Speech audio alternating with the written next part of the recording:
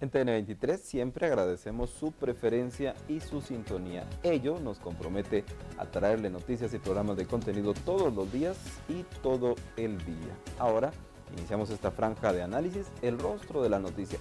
30 minutos hablando sobre los temas más importantes para la sociedad guatemalteca.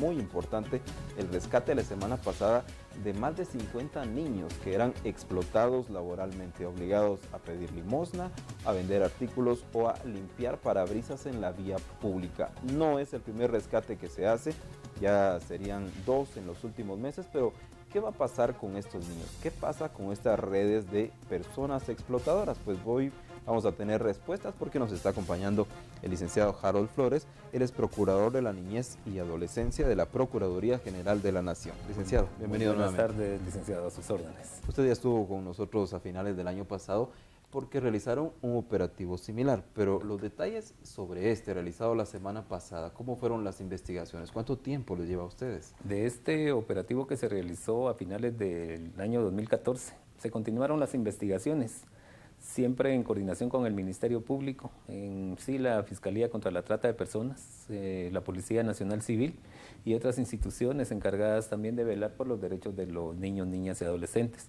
Es así que al continuar con estas investigaciones pudimos detectar los lugares donde estos niños, niñas y adolescentes pernoctaban, que era un lugar más accesible para que nosotros en determinado momento los pudiéramos rescatar.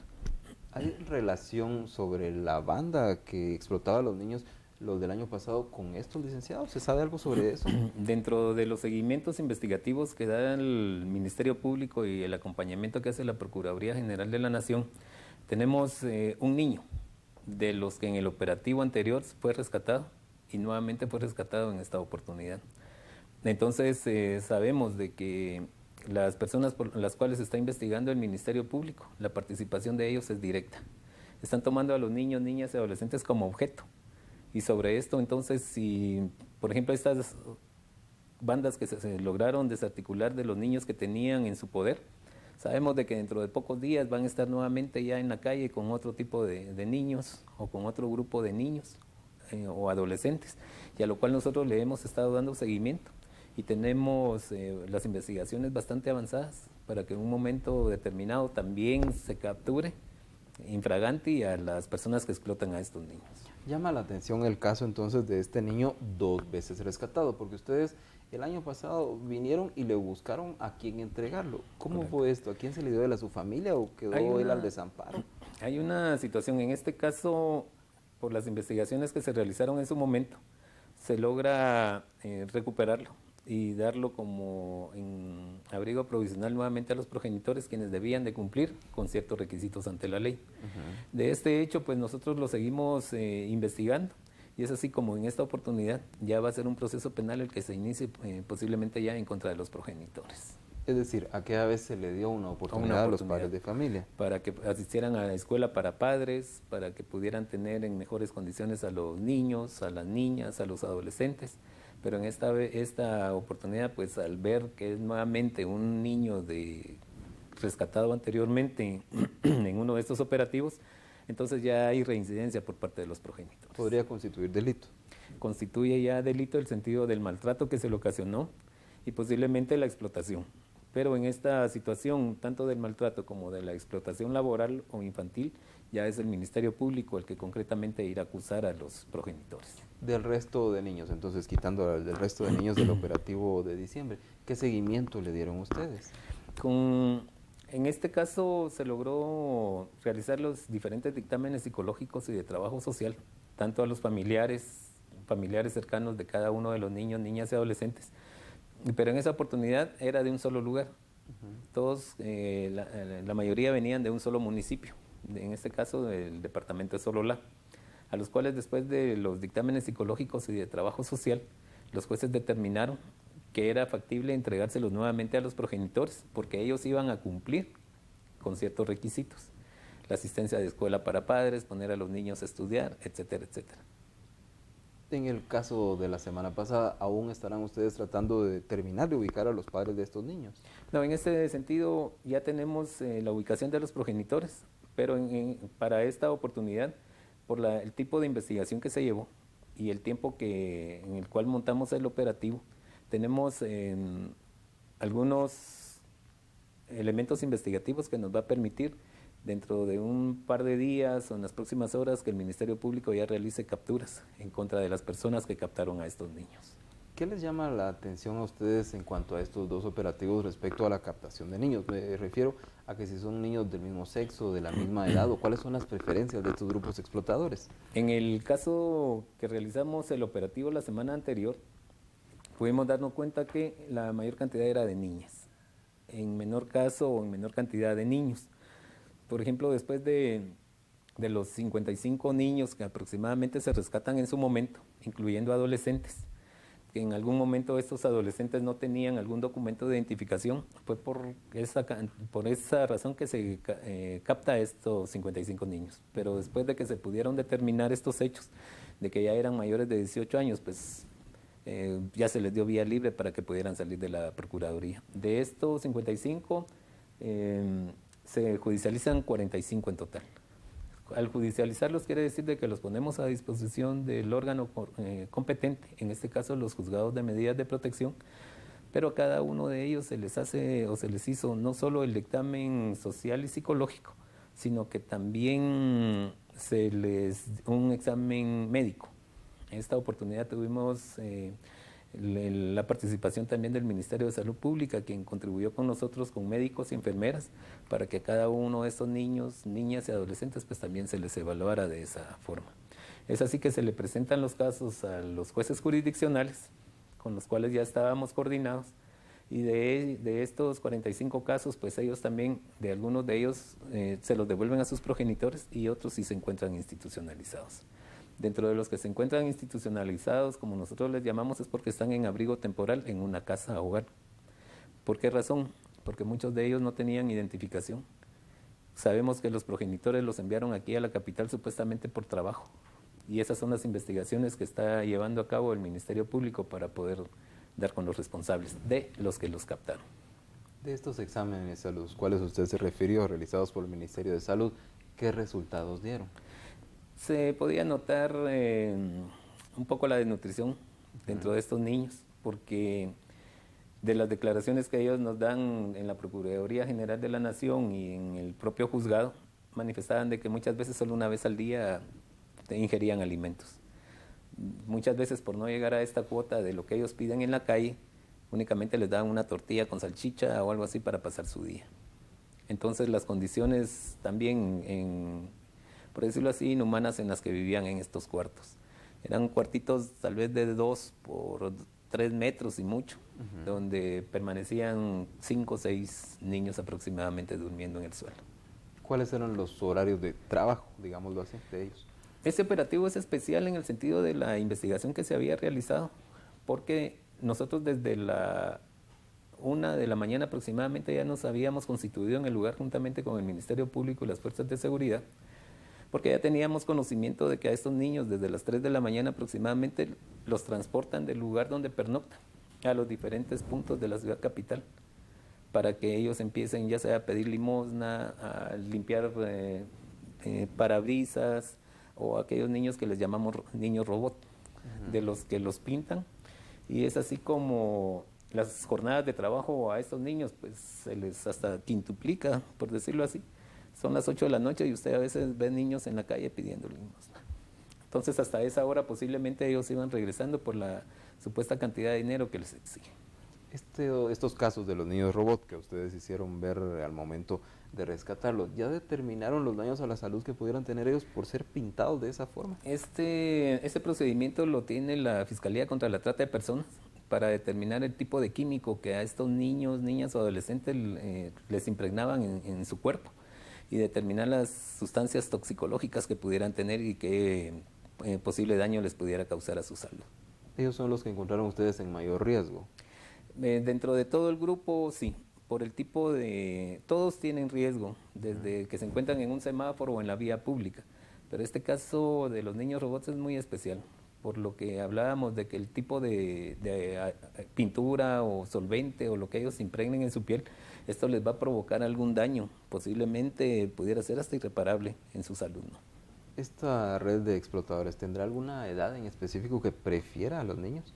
Sí, definitivamente van a ser niños menores de 10 años, que es la mayoría de los que nosotros logramos rescatar en su momento, porque es donde nos, por decirlo así, nos impacta más al humano, ver a un niño de menor edad pidiendo dinero en la calle o haciendo un servicio que posiblemente no le corresponde para su edad. Entonces prefieren a este tipo de niños, de niñas, y la mayoría pues sabemos de que es del interior del país, como por ejemplo del departamento de Huehuetenango, departamento del Quiché, nuevamente Sololá, de Chimaltenango también, y alguno que otro caso de Jalapa y Jutiapa. Esta es una clara explotación laboral, pero puede prestarse en algún momento para que pase otro nivel y se vaya a explotación sexual, porque también hay niñas en eso.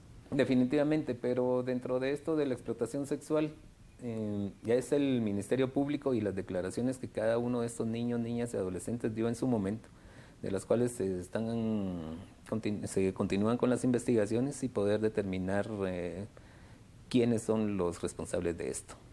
Porque pudiera ser hasta los mismos familiares de que prestan o ofrecen a sus hijas, hijos o adolescentes para un servicio de esta naturaleza. Gracias, licenciado Flores. En este momento vamos a ir a la pausa, pero vamos a volver de inmediato hablando entonces sobre esta explotación laboral infantil, estos niños que vemos todos los días bajo los semáforos. Volvemos.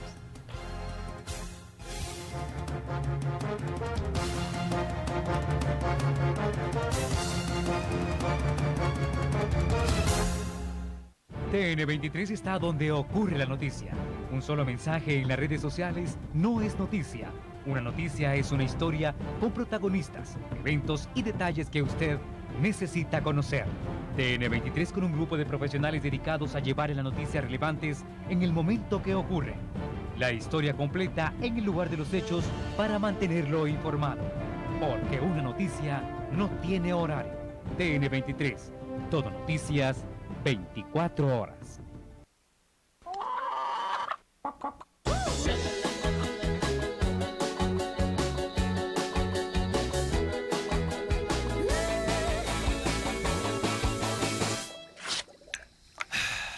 Disfrútalo como quieras. Alka-Seltzer alivia agruras, acidez, indigestión y dolor de cabeza. La gripe siempre empeora de noche. Toma Tapsin Noche, las cápsulas verdes que actúan rápidamente contra los peores síntomas de la gripe. Tapsin Noche y Tapsin Día, de Tapsin. En Shantú modernizamos sus ambientes con nuestros nuevos catálogos en cortinas enrollables romanas, enrollables día y noche, a precios especiales. Cortinas francesas con variedades cenefas a la medida, en finas telas importadas, para su hogar y oficina, con puntualidad, rapidez y garantía a un excelente precio. Presupuesto a domicilio. Y la especialidad de la casa, muebles y salas elaborados en finas maderas. Shantú, Boulevard Próceres 1041 zona 10, teléfonos 2385-3803 y 5206-1107. Amamos el mar. Amamos los mariscos. Amamos la comida auténtica. Amamos el buen sabor. Amamos servirte bien. Saboréalo. Restaurante Puerto Barrios. Mariscos frescos. Tus clásicos. Realmente no estoy tan solo. ¿Quién te dijo que te fuiste? Si aún te encuentro cocinando. Tus recuerdos. Qué fácil fue tocar el cielo la primera vez cuando los besos fueron. Tus éxitos de hoy. No consigo respirar. Agonía desde el día. Están en 92.9 Radio Disney. La música te hace bien.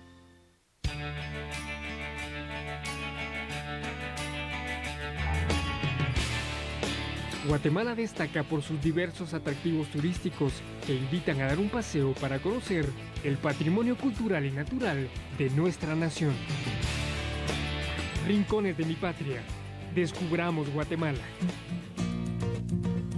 Sábados a las 20:30 horas y domingos a las 15:30 por TN23. Tecnología y análisis. TN23, todo noticias, 24 horas.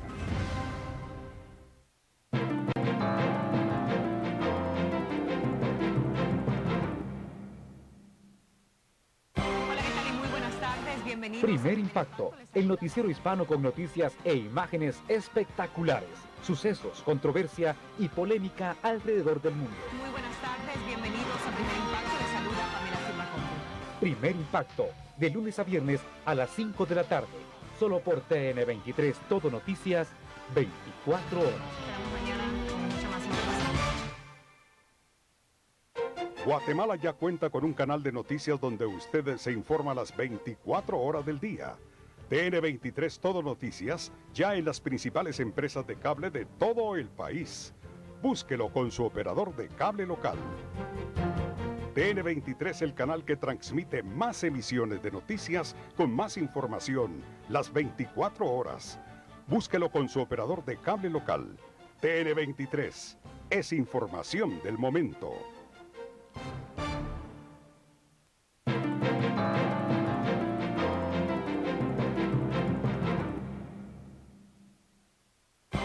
Las últimas y mejores noticias en español de Estados Unidos, México y toda Latinoamérica. Las encuentras en el mejor noticiero hispano de los Estados Unidos. Noticiero Univisión. Gracias por acompañarnos. Estas son las noticias. Noticiero Univisión, de lunes a viernes a las 8 de la noche, solo por TN23 Todo Noticias, 24 horas. Tenemos las imágenes, comenzamos.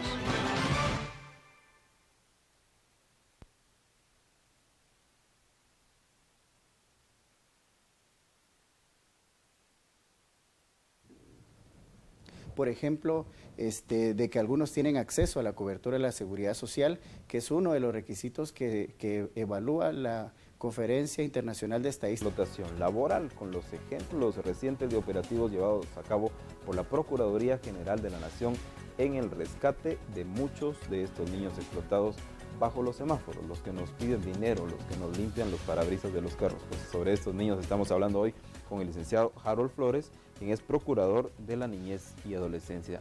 Licenciado, sobre los derechos de los niños, ¿qué deberían estar haciendo estos niños que están siendo explotados en las calles?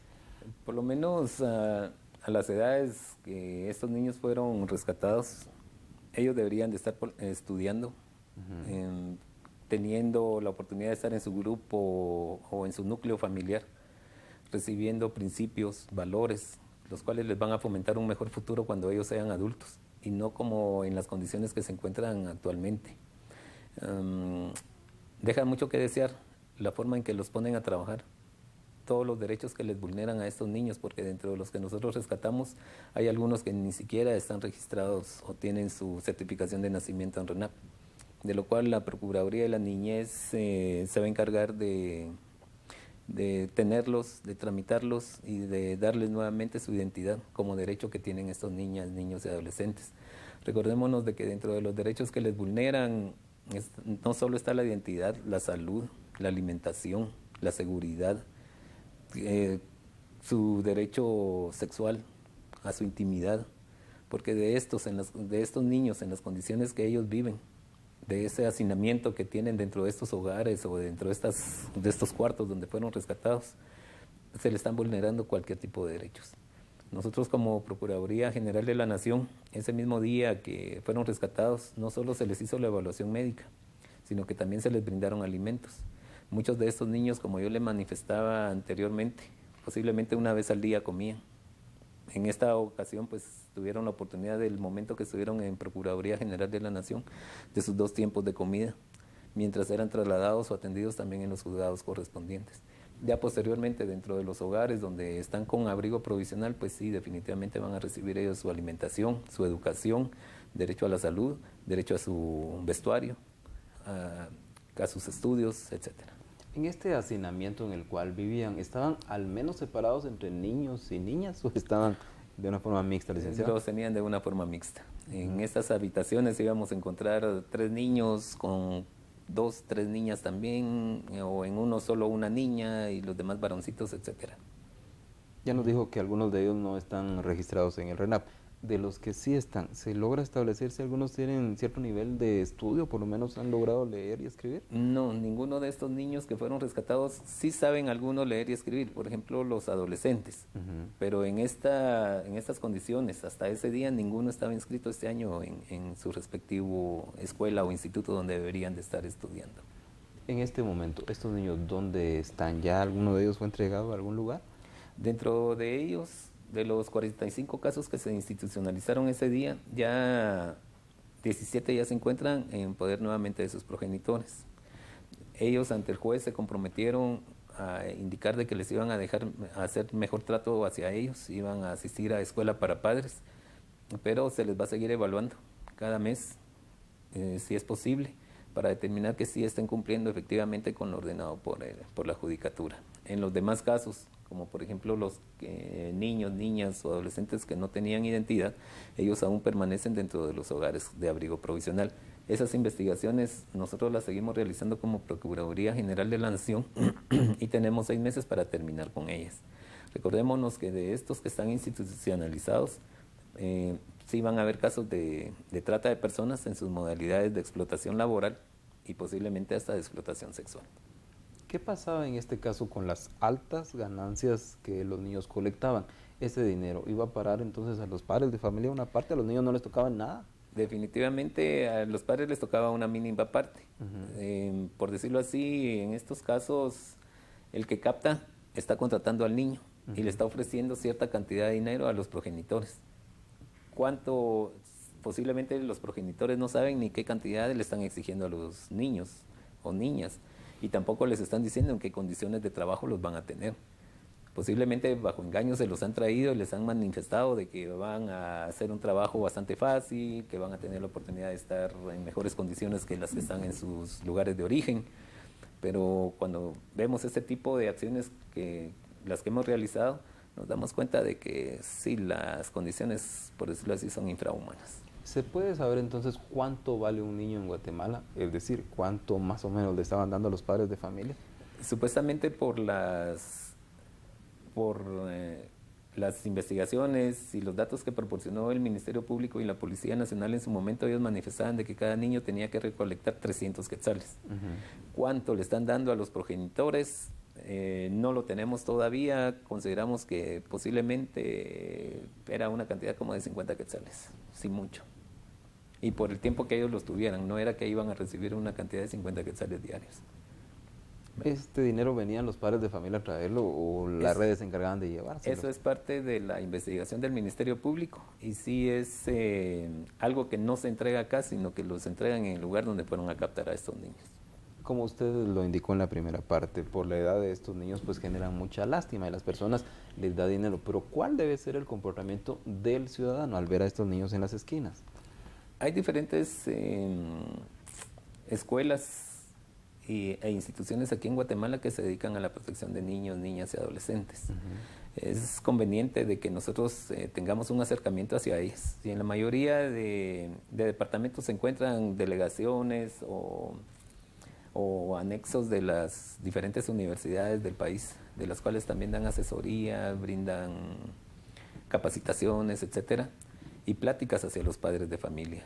Las escuelas de psicología de las diferentes universidades colaboran mucho con nosotros y es donde empieza la educación hacia la familia, cómo deben protegerse, cómo deben de mantenerse unidos, cómo no perder esa comunicación que hay entre padres e hijos, porque muchos de ellos, y los adolescentes los manifestaban, no tenían comunicación con los progenitores. Y eso se pierde. Al perderse esa comunicación con los progenitores, nosotros creemos de que entonces se pierde la identidad. Ya no me importa poner a mi hijo a trabajar, porque lo que necesito es captar algo de dinero. Y no me interesa tampoco en las condiciones que lo van a tener. Pero si nosotros como padres de familia, como adultos, nos abocamos a estas instituciones, sí vamos a poder determinar a dónde podemos dirigir, a dónde podemos ir a presentar un problema de esta naturaleza. Lo que no es conveniente es seguirles dando dinero en la vía pública, porque sabemos de que no es hacia ellos que va este dinero, sino que es a terceras personas que los están explotando. Sí, porque es el momento de la indecisión, dar o no dar ese quetzal, licenciado. Es por la lástima que nos dan. A cualquiera de nosotros como guatemaltecos lo podemos ver en los semáforos, se nos conmueve el corazón de ver a una señora posiblemente cargando un bebito y nos hemos dado cuenta de que ni siquiera son hijos de ellos, sino que también son prestados. Pero dan esa lástima y nosotros como guatemaltecos solidarios siempre aportamos una cantidad de dinero, pero sin saber de que ese dinero no es para ellos, Si fuera para ellos, fuera diferente. Pero por eso les mencionaba, abocarnos a las diferentes instituciones que sí se proyectan a este tipo de problemas, porque ellos sí van a poderle dar un mejor uso a ese capital. ¿Cuántas redes creen que podrían haber o cuántos niños en general podría haber en, digamos, en la circunscripción de la ciudad capital y municipios vecinos? Es un dato que hasta la fecha no lo tenemos, pero que, como le mencionaba en el primer segmento, seguimos las investigaciones conjuntamente con estas instituciones, CMP, Policía Nacional Civil y otras relacionadas al tema de niñez. Y en los próximos días y en los próximos meses ustedes verán de que vamos a continuar con este tipo de operativos. Cuando vemos, como usted ya lo menciona, mujeres adultas con niños y niñas pidiendo en la calle, ¿serán parte de esta red de la desarticulada la semana pasada o son de otro tipo? Son de otro tipo. Créame que para llegar a estos 3 puntos donde estaban estos niños, niñas y adolescentes, costó. Se tuvo que dar seguimiento y yo les mencionaba esto de que desde las 3:30 de la mañana los sacaban, porque salían a caminar, se iban por algunos de los que se les dio el seguimiento y la investigación correspondiente. Salían a caminar hacia la línea férrea y en el transcurso del día ustedes los podían ver aquí en la calzada de Atanasio Tzul, como por la 35, 36 calle. A las 6, 7 de la noche ya ellos regresaban nuevamente a pie y ya se dirigían al lugar donde pernoctaban. Entonces, no era de que todos los días se fueran en ese rumbo. Otros días los tenían, por ejemplo, en la zona 9, o en la zona 7, o en la zona 4. Entonces los van cambiando de lugar. Muchas veces un niño, niña o adolescente permanece en un punto unos 3, 4 días. De ahí los rotan y los cambian. Entonces ese seguimiento es el que nosotros iniciamos en ese operativo. Para los otros operativos que se piensan realizar son otro tipo de investigaciones también. ¿Qué cambios notan ustedes durante las siguientes horas de que son rescatados estos niños? Es decir, cuando ya ustedes los tienen en su poder y bajo su abrigo. La diferencia con ellos es hasta el hecho de por lo menos tener acceso a la alimentación, acceso a la salud, en el sentido de que pueden ser chequeados. Muchos de los niños presentaban algunos ya golpes viejitos o anteriores por maltrato, que nunca habían sido chequeados tal vez clínicamente. Y no se les había proporcionado su alimentación, no habían tenido acceso a poderse cambiar de ropa. Y ese tipo de situaciones por las cuales se les aportó en este momento una seguridad y una protección mejor coordinada. Entonces se pudo ver la felicidad que tenían estos niños, de que nadie los iba a estar regañando por lo que iban a estar haciendo. Muchos de ellos todavía manifestaron de que el temor que tenían era que al día siguiente tenían que ir a trabajar porque ese día no lo hicieron. Entonces son condiciones por las cuales el equipo de psicólogas de la Procuraduría General de la Nación les dio la atención y el seguimiento a estos casos y se les sigue dando ese apoyo psicológico para que estos niños traten o vayan olvidando un poco esta situación en la que estuvieron. No es que lo vayan a olvidar completamente, pero el tratamiento psicológico les va a permitir llevarlo de una mejor manera. ¿Es un fenómeno por el momento de la gran ciudad o ustedes ya han visto que se extiende a otros departamentos? Está focalizado también en otros departamentos, de los cuales no solo es la ciudad capital. Tenemos, por ejemplo, si usted ha tenido la oportunidad últimamente de estar en Quetzaltenango, en Escuintla, siempre va a haber niños en determinados lugares pidiendo cierta cantidad de dinero o pidiendo limosna. Gracias. Tenemos un minuto para concluir sus consideraciones finales por un lado y por el otro al ciudadano. ¿Cuándo denunciar? ¿Dónde denunciar? Nosotros contamos con delegaciones en todos los departamentos de la República de Guatemala como Procuraduría General de la Niñez. Y no solo en la Procuraduría General de la Niñez se pueden presentar las denuncias, también en el Ministerio Público a nivel nacional, en la Policía Nacional Civil. Y nosotros funcionamos las 24 horas del día, los 365 días del año. Nosotros tenemos como objetivo captar, tomar, recibir cualquier denuncia que nos presente, siempre que un niño, niña o adolescente le estén vulnerando sus derechos. Nosotros vamos a constatar esa denuncia si es verídica o no. Lo que nos interesa es de que la población guatemalteca siga creyendo en las instituciones del Estado, siga viendo el trabajo que estamos desarrollando como Procuraduría General de la Nación y siga confiando en nosotros. Nosotros vamos a llegar a ese niño, niña, adolescente que lo necesita y lo vamos a proteger. Solicitándole a la población de guatemalteca, como lo mencionamos anteriormente, que ya no le demos dinero a estos niños en la calle, que busquemos mejor las instituciones que se proyectan hacia la niñez guatemalteca, para que estos niños, niñas y adolescentes tengan un mejor futuro y por ende estemos mejor los guatemaltecos. Licenciado Flores. Licenciado, muchas gracias. A usted muchas gracias por venir a informarnos sobre este segundo operativo. Ya lo había hecho con el primero a finales del año pasado, pues ahora tenemos más detalles sobre estos niños que encontramos todos los días bajo los semáforos de nuestras ciudades y ahora sabemos también qué está pasando con ellos y qué hacer ante estas situaciones. Como siempre, agradezco su preferencia, lo invito a quedarse en TN23. Aquí vienen noticias y vienen programas que también van a interesarle mucho.